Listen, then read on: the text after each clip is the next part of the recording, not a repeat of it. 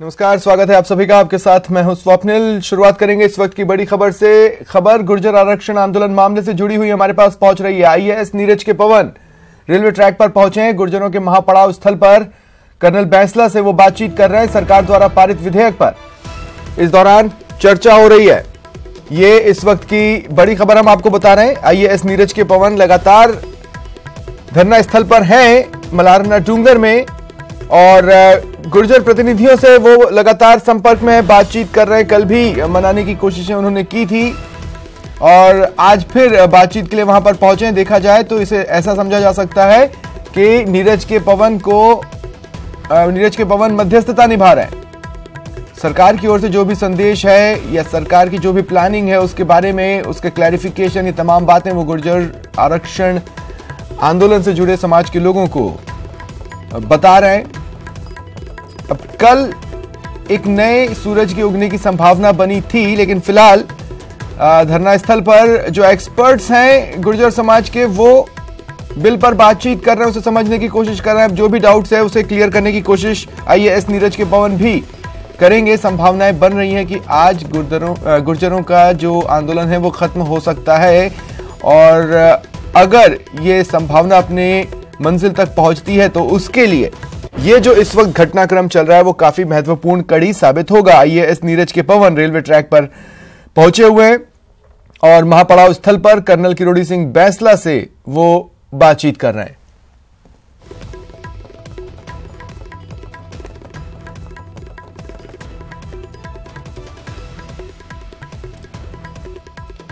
सरकार की ओर से लगातार फ्रंट पर डटे हुए हैं आईएएस नीरज के पवन, और गुर्जरों से लगातार वो बातचीत कर रहे हैं। गुर्जरों का जो प्रतिनिधि मंडल है उसके लगातार वो संपर्क में है, रोज पहुंचते हैं और बताते हैं क्या प्रयास किए जा रहे हैं। उन्होंने अपनी तरफ से भी अपील की थी, सरकार की अपील को भी इन तक पहुंचाया। और सबसे अहम बात, गुर्जर आरक्षण आंदोलन मामले में समाज की जो भी मांगे हैं या जो भी चीजें हैं, कुछ भी नई रणनीति बनती है, कोई भी नई बात वो सरकार तक पहुंचाना चाहते हैं, तो एक मीडिएटर के तौर पर नीरज के पवन को यहां पर बताया जाता है और वो सरकार तक इनकी बातों को भी पहुंचाते हैं। एक मीडिएटर की भूमिका में लगातार शुरुआत से आईएएस नीरज के पवन मौके पर डटे हुए हैं और इस वक्त भी मौजूद हैं। जो बिल है उसे लेकर जो कुछ भी गुर्जर समाज के एक्सपर्ट्स ने रीड किया है, समझा है, उस पर बातचीत होगी। अगर कोई पेंच जो समझ में न आ रहा हो या कोई पेंच जो इसमें न हो और वो चाहते हो कि इसमें शामिल हो, इस बारे में म्यूचुअल अंडरस्टैंडिंग बिठाने की कोशिशें होंगी। बातचीत को आगे बढ़ाया जाएगा। और जैसा कि मैंने पहले कहा कि अगर ये आंदोलन आज खत्म होता है तो ये उसका बिगिनिंग पॉइंट है। इस कड़ी से ही उस दिशा में आगे बढ़ा जा सकेगा।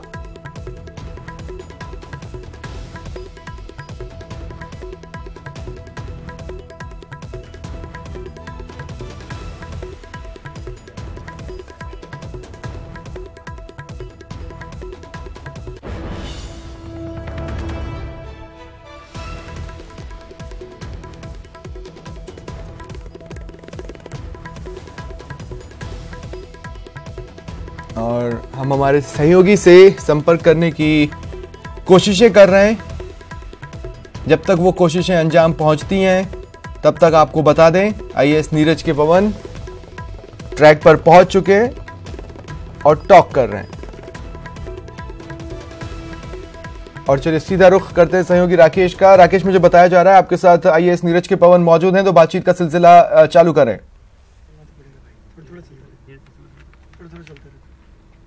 बिल्कुल, देखिए स्वप्निल, इस वक्त हम आईएएस नीरज के पवन हमारे साथ में।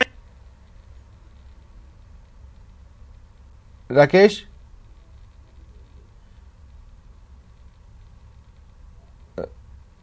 कोई तकनीकी कारण है जिसकी वजह से तस्वीरें और आपकी आवाज दोनों ही मुझे मिलना बंद हो गई हैं।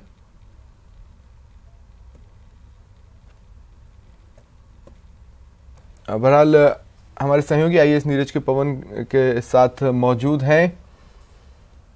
ऑफिशियल तौर पर जो बातचीत होगी वो आपको स्क्रीन पर कुछ ही देर में हम दिखाएंगे। इस वक्त हमारी टीम प्रयास कर रही है तकनीकी खामियों को दूर करने की, ताकि आप तक लाइव तस्वीरें पहुंचा सकें। क्या बातचीत हुई है, ट्रैक पर क्या टॉक हुआ है, जो संभावनाएं जताई जा रही हैं आज आंदोलन के खत्म होने की, वो कितना सही है। तो कोशिश हम लगातार आप तक पहुंचा रहे हैं अपडेट्स, क्या कुछ हो रहा है गुर्जर आरक्षण आंदोलन मामले को लेकर। आज ये मामला अपनी परिणति पर पहुंच सकता है। कल सरकार ने बिल पास कर दिया और साथ ही एक संकल्प केंद्र सरकार के पाले में गेंद डालने के समान है। अब वो जो बिल है जिसका नोटिफिकेशन भी जारी हो चुका है, इसे लेकर क्या कुछ सोचा है गुर्जर समाज ने?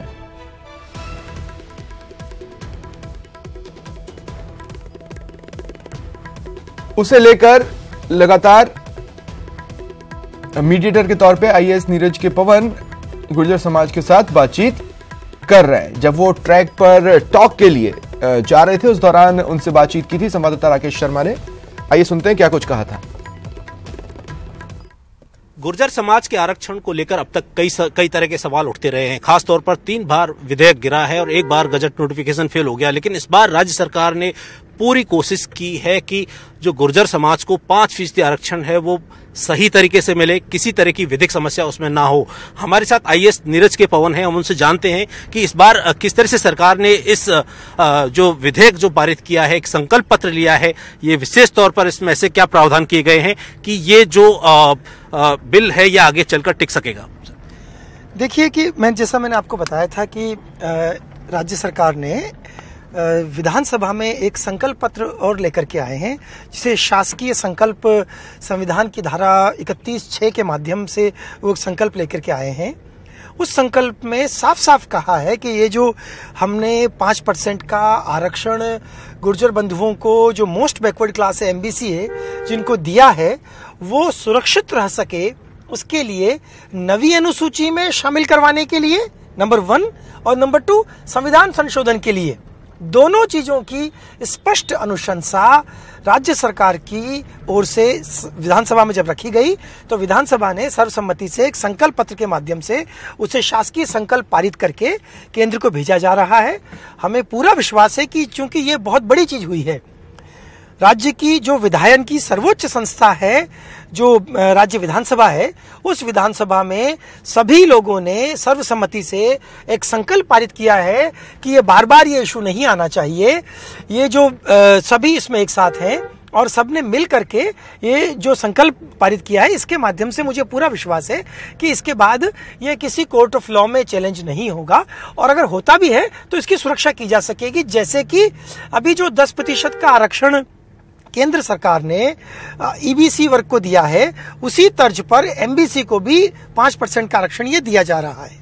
ऐसे क्या प्रोविजंस किए गए हैं, किस तरीके से इस बार जो 5% आरक्षण को गुर्जर समाज को देने का प्रावधान उसमें रखा गया, कैटेगराइज इसको किस तरीके से सरकार ने किया है?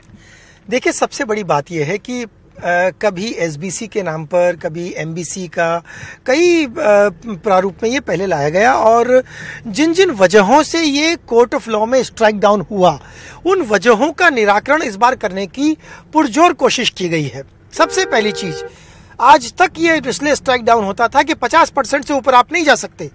हर बार यही बात आती थी कि 50% से ऊपर आप नहीं जा सकते, किंतु इस बार हमने जो ड्राफ्टिंग की है, उस राज्य सरकार ने वो जो उस बिल का प्रस्तावना में लिखा है कि 50% से ऊपर जाने का प्रावधान इंदिरा साहनी के केस में लिखा हुआ है, नंबर 1। इसमें जो इसरानी कमेटी बनी थी उनकी रिकमेंडेशंस का भी हवाला है, नंबर 2। और नंबर 3, गर्ग कमीशन जो बाद में बना था, वो गर्ग कमीशन की रिपोर्ट्स का भी हवाला है कि इस गुर्जर समुदाय के साथ साथ रायका, रेबारी, गडरिया, ये जो बाकी मोस्ट बैकवर्ड क्लास है, इस एमबीसी को 5% के रिजर्वेशन की आवश्यकता है। और उस अनुशंसा और सहयोगी राकेश इस वक्त लाइव हमारे साथ जुड़ रहे हैं। राकेश, आपके साथ आईएएस नीरज के पवन मौजूद हैं, बातचीत चालू करें। बिल्कुल, देखिए स्वप्निल, इस वक्त हम आईएएस नीरज के पवन के साथ में हैं और अब से कुछ समय बाद जो सरकार ने पहली बार एक संकल्प पत्र जारी किया है सर्वसम्मति से विधानसभा में, ये गजट नोटिफिकेशन की एक्सक्लूसिव जो कॉपी जो अभी गुर्जर समाज के पास जाने वाली है, हमारे साथ आईएएस नीरज के पवन है, इन तमाम दस्तावेजों के साथ जो अभी गुर्जर आरक्षण संघर्ष समिति है उसको ये सौंपेंगे। हम उनसे बात करते हैं कि इस बार किस तरीके से सरकार ने, ये पहली बार ऐसी कोशिश हुई है कि गुर्जर समाज को जो राज्य सरकार के क्षेत्राधिकार में है वो 5% आरक्षण दे सके, किस तरह के प्रयास इसमें किए गए हैं? देखिए, गुर्जर बंधुओं की जो डिमांड थी वो पूरी तरीके से राज्य सरकार ने पूरी कर दी है। जो वो कह रहे थे कि हमें तो नोटिफिकेशन लाके दें, तो मैं नोटिफिकेशन लेकर के उनके पास जा रहा हूं। उनका ये भी कहना था कि ये सुरक्षित रहे, किसी तरह की कोई दिक्कत नहीं आए, विधिक रूप से साउंड बने, कोर्ट ऑफ लॉ में ये स्ट्राइक डाउन ना हो, उस सबके जो भी सुरक्षा के प्रावधान किए गए वो सब भी मैं लेकर के जा रहा हूं। जैसा कि आपको बताया गया है कि इसमें एक संकल्प पत्र के माध्यम से शासकीय संकल्प जारी किया गया, जिसमें राजस्थान राज्य के विधायन की जो सर्वोच्च संस्था यानी राजस्थान राज्य की विधानसभा है, उसमें एक संकल्प पारित किया गया है कि ये जो 5% का आरक्षण एमबीसी को दिया जा रहा है, इस 5% के आरक्षण की सुरक्षा हेतु इसको संविधान संशोधन के माध्यम से एवं, आई रिपीट, दोनों बातें कही जा रही हैं, 9th शेड्यूल में डालने की अनुशंसा और संविधान संशोधन की अनुशंसा, दोनों चीजों का संकल्प राजस्थान राज्य की विधानसभा ने पारित किया है। और नोटिफिकेशन जो 5% के आरक्षण का है, ये उनके लिए बहुत बड़ी चीज है और मुझे पूरा विश्वास है कि इसके बाद उनकी चूंकि सारी डिमांड पूरी हो चुकी है, तो इसमें हम सफल होकर के आगे दिशा में एक सही समाधान की दिशा में आगे बढ़ेंगे। ये जो संकल्प पत्र जारी किया गया है, जो किस अनुच्छेद के तहत क्या कुछ इसमें संशोधन किया गया ताकि इसमें आगे किसी तरह की लीगल दिक्कत ना आए? संविधान की जो अनुच्छेद 31(6) है, उसके तहत ये एक संकल्प जारी किया गया है। तो ऐसा भी नहीं है कि ये बिल्कुल ऊपर ऊपर हवा में जारी किया गया कोई संकल्प हो। ये राज्य विधानसभा द्वारा संवैधानिक व्यवस्थाओं के तहत जो एक शासकीय संकल्प लाया जाता है, वो शासकीय संकल्प सर्वसम्मति से राजस्थान राज्य की विधानसभा ने पारित किया है और हो गया है। राज्यपाल महोदय से हस्ताक्षर हो गए थे और जो एक नोटिफिकेशन के माध्यम से एक अधिसूचना की बात आ रही थी कि हमें तो नोटिफिकेशन लाके दो 5% के आरक्षण का, तो वो मैं लेकर के जा रहा हूं। हमें पूरा विश्वास है कि इसके बाद चूंकि उनकी सारी समस्याओं का समाधान हो चुका है। अब आप ये बताइए, जो 5% आरक्षण दिया गया है वो किस तरीके से उसको ओबीसी में शामिल किया गया है, क्या प्रावधान इसमें इस बार नए किए गए हैं ताकि लीगली तौर पर इसको वैलिड किया जाए? देखिए, पहले ये क्यों गिरता था, उसकी एक जो मेजर बात थी वो यही थी कि पहले 50% के ऊपर जब भी आरक्षण दिया गया वो कोर्ट ऑफ लॉ में स्टैंड नहीं कर पाया। उस वजह से वो कई बार जो पहले दिया था वो कोर्ट ऑफ लॉ में गिर गया। अब की बार जो बिल लाया गया है उसमें उन तमाम बातों का हवाला दिया गया है, जैसे कि जो कमीशन बनाए गए, उन कमीशन का, गर्ग कमीशन, इसरानी कमीशन, उन सब का हवाला दिया गया, नंबर 1। नंबर 2, केंद्र सरकार ने जो 10% का ईबीसी को आरक्षण अभी दिया है उसका हवाला भी दिया है, उसी तर्ज पर इसको देने का प्रावधान किया गया है, 2। और नंबर 3, ऐसी कौन सी बाध्यकारी परिस्थितियां हैं जिस वजह से इसमें 50% से ऊपर दिए जाने की आवश्यकता है, वो भी इसमें हवाला दिया गया है। और अंतिम चीज, 50% से ऊपर दिया जा सकता है कि नहीं दिया जा सकता, उस इंदिरा साहनी के केस का भी इसमें हवाला दिया गया है कि कई राज्यों ने 50% से ऊपर दिया है, केंद्र ने अभी 10%, वो भी 50% से ऊपर ही दिया है। तो चूंकि 50% से ऊपर जाने का जो सिद्धांत था वो अब ऑलमोस्ट स्वीकार्य सा हो गया है, इसलिए हमें पूरा विश्वास है कि अब की बार कोर्ट ऑफ लॉ में ये नहीं अटकेगा और इसकी सुरक्षा के जितने प्रावधान किए जा सकते हैं, राज्य सरकार ने अपनी ओर से कोई कोर कसर नहीं छोड़ी है, पूरे सुरक्षा के प्रावधान किए हैं। तो जिस तरीके से इसमें 5 जो जातियां हैं जिनको ओबीसी में शामिल किया गया है, दूसरी जो जातियां पहले से ओबीसी में हैं तो उनका क्षेत्राधिकार कहीं क्रॉस ना हो, क्या उनका विरोध कभी सामने आ सकता है? क्या व्यवस्था ऐसी दी गई है? देखिए, जो 21% ओबीसी को मिल रहा था उसमें किसी प्रकार की कोई छेड़छाड़ नहीं की गई है। 5% अलग से दिया गया है ताकि एमबीसी के जो हमारे गुर्जर बंधु हैं, रायका, रेबारी, गडरिया, गाड़िया लुहार, इन सब जो मोस्ट बैकवर्ड क्लास जिनको माना गया है, विद इन ओबीसी जिनको माना गया है, उनके लिए विशेष प्रावधान करते हुए 21 से बढ़ाते हुए 26 करते हुए इनका 5% एक्सक्लूसिव रहेगा। और जो ओबीसी के हमारे अन्य बंधु हैं जिनको 21% पहले से मिलता आ रहा था, उसके साथ कोई छेड़छाड़ नहीं की गई है। उसको इंटैक्ट रखते हुए गुर्जर बंधुओं को हमारे एमबीसी, ये जो मोस्ट बैकवर्ड क्लास है जिसमें गुर्जर है, रायका है, रेबारी है, गढ़िया लोहार है, तो उन तमाम बंधुओं को एमबीसी के रूप में एक स्पेशल क्लास बनाते हुए most backward class with in OBC, वो जो अदर बैकवर्ड जिसे पिछड़ा वर्ग कहते हैं, उसके ओबीसी के अंदर एक एमबीसी का क्लास बनाते हुए उसमें दिया गया है। तो चूंकि अब जिस तरीके से अब ये संकल्प पत्र जो पारित किया गया है और ये सब अब इनको आगे किस तरीके से फॉरवर्ड किया जाएगा, कि इनको किस तरीके से इनको प्लेटफॉर्म पे लेकर आया जाएगा? देखिए, राज्य सरकार ने अपनी ओर से कोई कमी छोड़ते हुए ये नोटिफिकेशन जारी कर दिया है, मिलना लागू हो गया है। अगले पल कल कोई भर्ती होती है तो हमारे गुर्जर बंधुओं को, हमारे एमबीसी क्लास के जितने भी जो मैंने बताया आपको कि गुर्जर हैं, रायका, रेबारी, सबको 5% का आरक्षण तुरंत प्रभाव से इस नोटिफिकेशन के माध्यम से लागू हो गया। यही मैं अभी सामने पटरी दिख रही है, अभी उनको देने जा रहे हैं। हमें पूरा विश्वास है कि इससे उनकी जो डिमांड थी उसका अच्छे से समाधान हो गया है। और इतने लंबे समय से जो शेष समाज को, पूरे देश को जो समस्या से जूझना पड़ रहा था, उसका जल्दी ही सभी लोग इसमें आगे बढ़ेंगे। और कर्नल बैंसला, जो कि मुझे पूरा विश्वास है कि जब उनको ये नोटिफिकेशन उनके हाथ में दिया जाएगा, ये बहुत बड़ी चीज है जो गुर्जर समुदाय इतने लंबे समय से डिमांड कर रहा था कि उनको नोटिफिकेशन मिले। वो और कोई चीज नहीं चाहते, हमें तो 5% का नोटिफिकेशन चाहिए। तो 5% का नोटिफिकेशन, जैसे अब 100 मीटर ही रह गई है पटरी, रादर हम पटरी पे पहुंच चुके हैं, आप देख सकते हैं। तो हम उनको बस ये सौंपने जा रहे हैं और हमें अब शेष उनसे डिस्कस करेंगे कि इसका एक शांतिपूर्ण समाधान की ओर बढ़े। और हमें पूरा विश्वास है कि इस दिशा में आगे बढ़ेंगे हम। जी बिल्कुल, जी जी। चलिए, शुक्रिया राकेश हमारे साथ जुड़ने के लिए और तमाम जानकारी के लिए। आप नजर बनाए रखें।